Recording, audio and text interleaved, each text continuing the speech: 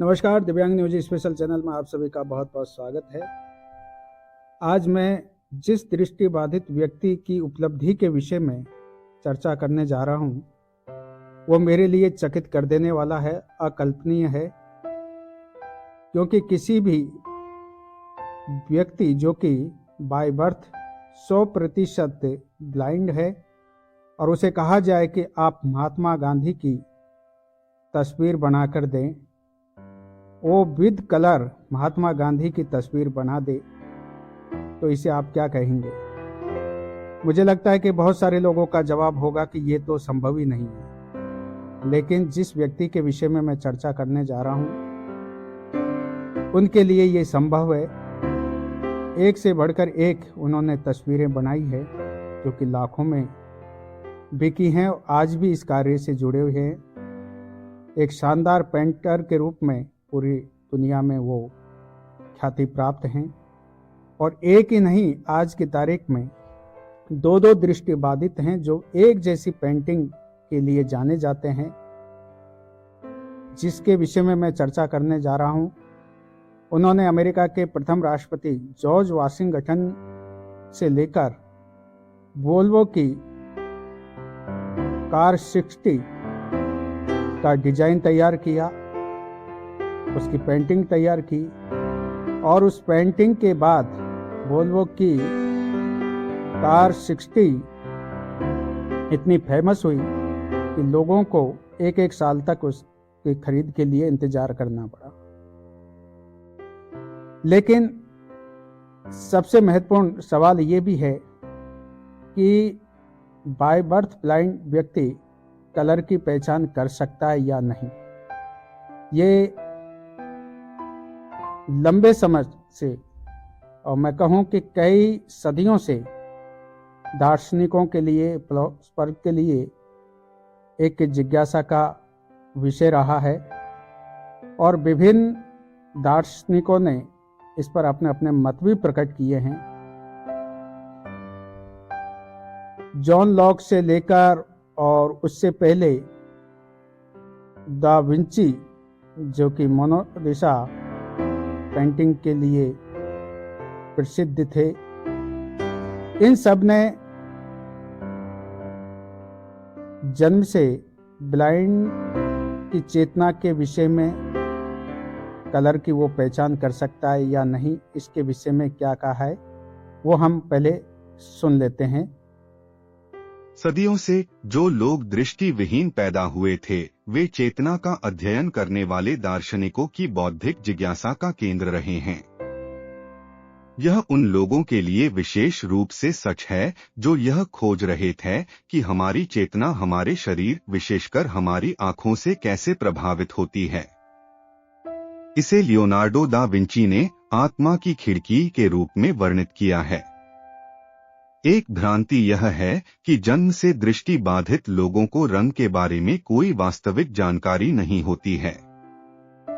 उदाहरण के लिए 17वीं शताब्दी में दार्शनिक जॉन लॉक ने सोचा था कि दुनिया के कुछ हिस्से व्यक्तिगत इंद्रियों के लिए विशिष्ट हैं। ये हिस्से दृष्टिबाधित या बधिर लोगों की समझ की कमी में देखे जा सकते थे। इसी तरह डेविड ह्यूम का मानना था कि जब इंद्रियां प्रकाश या ध्वनि जैसी व्यक्तिगत ऊर्जाओं से उत्तेजित नहीं होती, तो कोई भी विचार कभी नहीं बन सकता। यहाँ तक कि 20वीं सदी में भी आमतौर पर यह माना जाता था कि जन्म से दृष्टिबाधित लोग अपने आसपास की दुनिया की सही समझ रखने में असमर्थ होते हैं। उदाहरण के लिए 1950 में मनोवैज्ञानिक गीजा रेवेज ने लिखा, नहीं, एक जन्म से ब्लाइंड व्यक्ति प्रकृति की विविधता के बारे में जागरूक होने और वस्तुओं की सभी समृद्ध और विभिन्न उपस्थिति को समझने में सक्षम है। दार्शनिक थॉमस नागल का मानना था कि दृष्टिहीन लोगों में रंग की सबसे उथली समझ होती है। 21वीं सदी तक हमें इस बारे में बहुत कम जानकारी थी कि हम दृश्य अवधारणाओं के बारे में अपनी मान्यताओं का परीक्षण कैसे कर सकते हैं। इस तरह से मध्यकालीन दार्शनिकों से लेकर आधुनिक युग के जो दार्शनिक हैं, उन्होंने अपना अपना मत प्रकट किया है। दा विंची ने इसे आत्मा की खिड़की बताया है। जॉन लॉक, जो कि बड़े राजनीतिज्ञ थे, उन्होंने इसे नकारा है। गीता रेविज का एक अलग मत है, वो इसे संभव बताती हैं। कोई बाय बर्थ ब्लाइंड व्यक्ति रंगों की अनुभूति कर सकता है या नहीं, तो मध्यकालीन जो दार्शनिक है वो इसे नकारते हैं। आधुनिक युग के जो दार्शनिक हैं वो इसे नहीं नकारते हैं, वो उनके लिए ये संभव है। और आज भी इसको लेकर रिसर्च जारी है, शोध कार्य हो रहा है। लेकिन अधिकतर जो आधुनिक युग के दार्शनिक है इसको लेकर वो सहमत है कि ये संभव है। हालांकि कोई बाय बर्थ ब्लाइंड है वो इसके विषय में बेहतर बता सकता है कि वो रंगों की अनुभूति कर सकता है या नहीं। मेरा जैसा जो बाय बर्थ ब्लाइंड नहीं है, बाद में हुआ, उनके साथ एक बड़ी समस्या होती है कि ब्लाइंड होने के बाद भी, पूरी तरह से अगर ब्लाइंड हो जाए उसके बाद भी सपने में भी वो चीज़ों को क्लियर देख पाते हैं कुछ समय तक। ये मेरे साथ भी है और मुझे लगता है और भी लोग होंगे जो बाद में ब्लाइंड हुए हैं, वो भी चीज़ों को विशेष रूप से सपने के अंदर देख पाते हैं। और समय के साथ जैसे समय बीतता है वो धुंधली होती चली जाती है तस्वीरें। तो इस तरह की प्रॉब्लम है और मेरी बात से शायद सहमत होंगे लोग। और उसमें भी एक अंतर है कि मुझे कुछ हद तक दिखाई देता है थोड़ा बहुत, और कुछ ऐसे लोग होते हैं जो पूरी तरह से 100% ब्लाइंड हो जाते हैं, तो हो सकता है उनका एक अलग मत हो। लेकिन यहाँ मैं जिन दो व्यक्तियों के विषय में, चित्रकारों के विषय में चर्चा करने जा रहा हूँ, उनमें एक को बहुत अधिक ख्याति नहीं मिली जो कि बाय बर्थ ब्लाइंड नहीं थे। दूसरे बाय बर्थ ब्लाइंड हैं, उनको बहुत ज़्यादा ख्याति मिली है। एक जैसी तस्वीरें वो बनाते हैं, एक जैसा कार्य है और कार्य करने की जो शैली है वो भी एक जैसी है। सबसे पहले जिसे कम ख्याति मिली है, ये मैक्सिको के रहने वाले हैं। सोलानो इनका नाम है और सोलानो के पिता इंजीनियर हैं, माता बिजनेस से जुड़ी हुई हैं। 2014 में पूरी तरह से ये ब्लाइंड हो गए थे 100%। और इनका विषय भी चित्रकारी रहा, पेंटिंग ही इनका विषय रहा, रुचि भी थी। लेकिन ब्लाइंड होने के बाद बंद करना पड़ा, निराश हो गए थे। लेकिन एक मित्र के कहने पर इन्होंने अपना फिर से कार्य शुरू किया और दोस्त की भी मदद इनको मिली और बाद में अच्छी खासी तस्वीरें ये बनाने लगे। नक्शा तैयार करते थे और उसके बाद में कलर करते थे और वो कार्य इनका आज भी जारी है। इसके अतिरिक्त जिन्हें सबसे अधिक ख्याति मिली है कई देशों में और बहुत फेमस हुए हैं, लाखों में इनकी तस्वीरें बिकती हैं, प्रदर्शनी लगती हैं और आज भी इनका कार्य जारी है।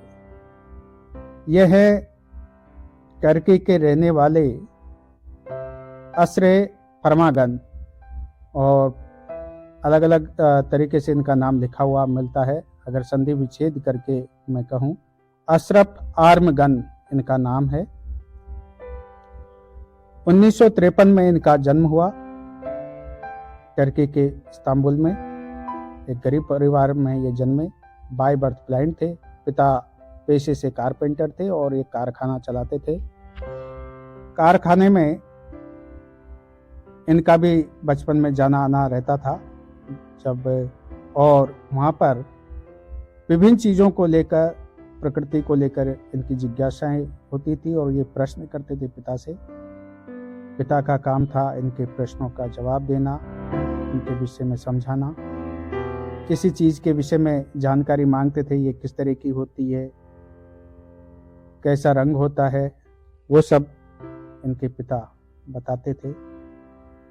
लकड़ी पर आकृति बनाकर भी इनको महसूस कराया जाता था, स्पर्श कराकर।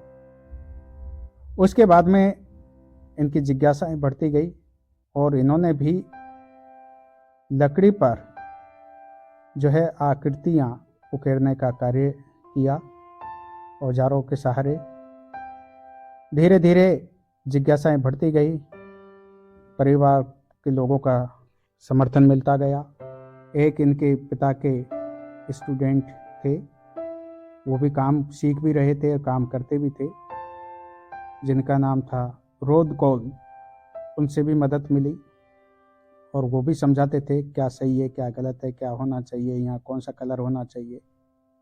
धीरे धीरे इनके काम को काफ़ी मदद मिली और लकड़ी से फिर ये कागज़ पर चित्रकारी करने लगे, नक्शा तैयार करने लगे और वाटर कलर का ये सहारा नहीं लेते थे, उसमें ऑयल पेंट से ही ये कार्य करते थे और 37 वर्षों तक इन्होंने ऑयल पेंट से ही पेंटिंग की है।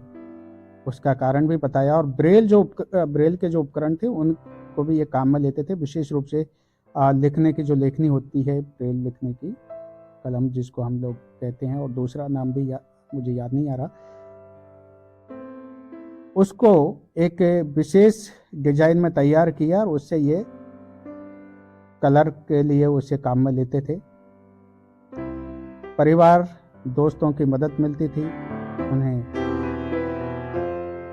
पेंटिंग तैयार कर करके बताते थे। हालांकि परिवार वालों के लिए ये कोई चकित कर देने वाला नहीं था, लेकिन जो लोग पहली बार इनकी पेंटिंग देखते थे तो वो इस बात को मानने के लिए तैयार नहीं थे कि ये किसी ब्लाइंड ने तैयार की। ऐसा कहीं भी नहीं लगता था। बाद में इन्होंने बड़े बड़े जो नेता थे, प्रकृति से संबंधित जो चीजें थी, पहाड़, नदी, पेड़ और महापुरुष, उनके पेंटिंग तैयार की और लाखों में वो पेंटिंग बिकी है। विशेष रूप से इनकी जो एक सबसे चर्चित पेंटिंग अमेरिका के प्रथम राष्ट्रपति जॉर्ज वाशिंगटन जी, उन्हें इन्होंने नहीं देखा, जिसके चित्र के विषय में कोई जानकारी नहीं, वो कैसे थे देखने में, उनकी इन्होंने पेंटिंग जब तैयार की तो वो अच्छी खासी कीमत में बिकी। उसके बाद में वोल्वो कंपनी की एक कार 2009 में पूरी तरह से फ्लॉप हो चुकी थी और कंपनी को बहुत नुकसान हुआ था। उसके बाद में किसी ने सलाह दी कि आप अशरफ आर्म गन से संपर्क करें और उससे डिजाइन तैयार करें। उनको अशरफ को बुलाया और इंटरव्यू किया। उसके बाद में कार के विषय में बताया और इन्होंने कैनवास पर उसकी नक्शा तैयार किया, कलर वगैरह सब कंप्लीट किया और उसे बाद में फेसबुक पर डाला और काफ़ी वो लोकप्रियता उसको मिली। कंपनी ने गाड़ी जो तैयार की उसकी बुकिंग होने लगी, लोगों को इंतज़ार भी करना पड़ा खरीदने के लिए। तो एक कंपनी की गाड़ी जो पहले फ्लॉप हो चुकी थी और उसके बाद में उन्होंने नया मॉडल तैयार किया, सेडान 60, उसे काफ़ी प्रसिद्धि मिल गई थी इनकी पेंटिंग की वजह से। उसके बाद में इन्होंने इटली, नीदरलैंड, चाइना और टर्की इनमें प्रदर्शनी लगाई। काफ़ी ख्याति इनको मिलती रही। 2016 में इनकी जो प्रदर्शनी लगी थी एक टर्की में, और उसमें जो भी कमाई मिली, इनकी कमाई हुई, उसको इन्होंने दान में दे दिया था। एक दिव्यांग पार्क विकलांगों के लिए सुविधाजनक पार्क इस्तांबुल में इन्होंने बनवाया और उसमें पूरी राशि इन्होंने अपनी खर्च कर दी थी जो प्रदर्शनी के दौरान मिली थी। इनके परिवार की बात करें तो वर्तमान में पत्नी है और 2 बच्चे हैं, लेकिन पेंटिंग का काम आज भी करते हैं, कागज पे भी करते हैं और कैनवास पे भी ये कर रहे हैं। इसके अतिरिक्त एक और जो महत्वपूर्ण कार्य इनसे संबंधित वो है इन पर जो रिसर्च हो रही है उसके विषय में। बहुत सारे जो विशेषज्ञ हैं, मनोचिकित्सक जो जानकार हैं,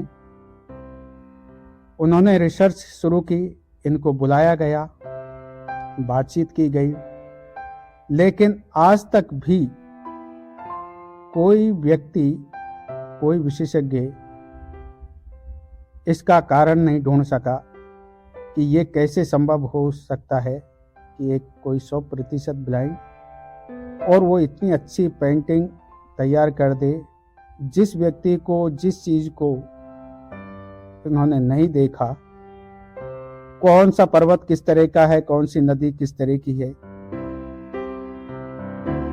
ये सब, और इसके लिए पेंटिंग तैयार करना, कलर भरना, तो उनके लिए भी ये चकित कर देने वाला है और इस पर शोध कार्य कर रहे हैं, लेकिन अभी तक किसी को भी सफलता नहीं मिली है। चलिए, कौन कौन लोग हैं और कहां कहां पर इन पर रिसर्च कार्य हो रहा है, शोध कार्य हो रहा है, वो भी एक बार जान लेते हैं। 2004 में अरमागन टोरंटो विश्वविद्यालय के मनोवैज्ञानिक जॉन एन कैनेडी एक द्वारा आयोजित मानवीय धारणा के अध्ययन का विषय थे और साबित हुआ कि एक व्यक्ति जो जन्म से ब्लाइंड है वह बाहरी दुनिया के साथ दृश्य संपर्क के बिना बिल्कुल सामान्य रूप से विकसित हो सकता है।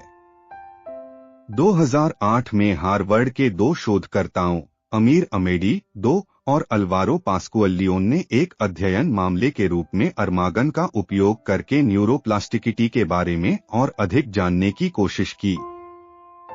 दोनों वैज्ञानिकों के पास इस बात के सबूत थे कि ब्लाइंडनेस के मामलों में विजुअल कॉर्टेक्स गैर के साथ जिस तरह काम करता है उससे अलग तरह से काम करता है। पास्कुअलियोन ने पाया है कि ब्रेल पाठक स्पर्श के लिए इसी क्षेत्र का उपयोग करते हैं। जेरूसलम में हिब्रू विश्वविद्यालय में अमेदी ने एहुद जोहरी के साथ मिलकर पाया कि यह क्षेत्र मौखिक स्मृति कार्यों में भी सक्रिय है। हालांकि जब अमेदी ने परिणामों का विश्लेषण किया तो उन्होंने पाया कि ड्राइंग कार्य के दौरान अरमान का दृश्य प्रांतस्था चमक उठा, लेकिन मौखिक याद के लिए बिल्कुल भी नहीं, जिसका अर्थ है कि कुछ अप्रयुक्त दृश्य क्षेत्रों का उपयोग मस्तिष्क की जरूरतों के सहयोग से किया जा सकता है। इसके अलावा अरमागन के चित्र बनाते समय किए गए स्कैन में उसके दृश्य कॉर्टेक्स सिग्नल ऐसे लग रहे थे जैसे वह देख रहा था। दुनिया के नामचीन यूनिवर्सिटी के जो विशेषज्ञ हैं उन्होंने इस पर रिसर्च शुरू की और अब तक जो भी कुछ हाथ लगा, समझ पाए, उसे भी सामने रखा, लेकिन अभी भी विशेषज्ञ ये समझने में विफल रहे हैं कि ये कार्य किस तरह से संभव हो सका है। एक 100% ब्लाइंड कैसे इस तरह से चित्रकारी कर सकता है, जिसने कभी नदी, पर्वत नहीं देखे, उन पर पेंटिंग तैयार कर देना, किसी महापुरुष को नहीं देखा, उनकी तस्वीर को नहीं देखा, उनकी तस्वीर तैयार कर देना और उसमें कोई अंतर नहीं होना। तो ये सभी के लिए अभी भी एक रहस्य बना हुआ है, कोई भी इसको नहीं समझ पाया है। और जो लोग आर्म गन की पेंटिंग देखते हैं उन्हें भी विश्वास नहीं होता है कि ये किसी ब्लाइंड ने तैयार की है, और जब वो पेंटिंग करते हैं तो भी एक नॉर्मल व्यक्ति की तरह वो पेंटिंग करते हैं। ये भी एक चकित कर देने वाला है, क्योंकि पेंटिंग एक बहुत ही टफ विषय है और हर किसी के लिए आसान नहीं होता है। जिसकी रुचि होती है और जिसे कुछ खास दक्षता उसके पास होती है, वो इस कार्य को कर पाता है। भारत में एक दृष्टिबाधित थे, हालांकि पूरी तरह से ब्लाइंड नहीं थे, कुछ हद तक दिखाई देता था। मिस्टर मुखर्जी, पश्चिम बंगाल में 1903 में उनका जन्म हुआ।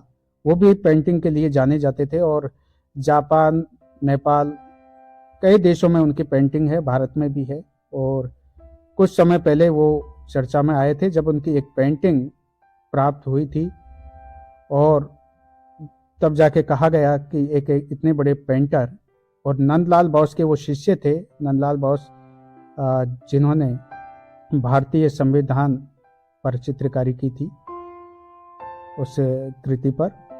उनके शिष्य थे और उन्हें भुला देना, हालांकि उन्हें दिखाई देता था कुछ हद तक और पेंटिंग तैयार करते थे, लेकिन जब पूरी तरह से ब्लाइंड हो गए तो उन्होंने मूर्ति भी बनाई है और बहुत अच्छी मूर्ति बनाते थे।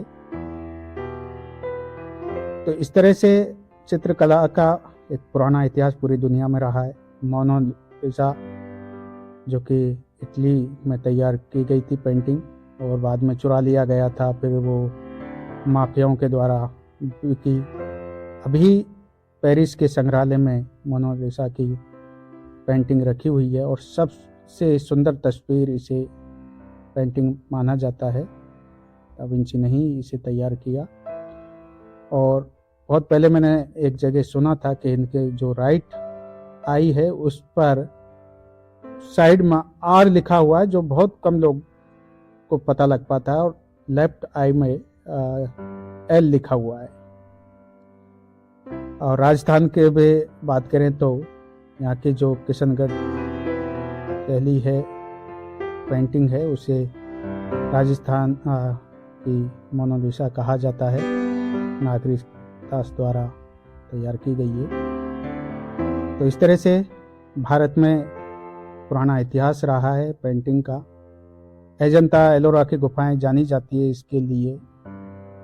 1 से लेकर 17 नंबर गुफा तक जहाँ तक मैंने पढ़ा है उसमें अलग अलग प्रकार की पुरानी पेंटिंग लगी हुई हैं। एक में एक राजकुमारी जो मरनाशील है, और एक पेंटिंग में एक गुफा में जुलूस निकल रहा है, कुछ गा रहे बजा रहे हैं लोग।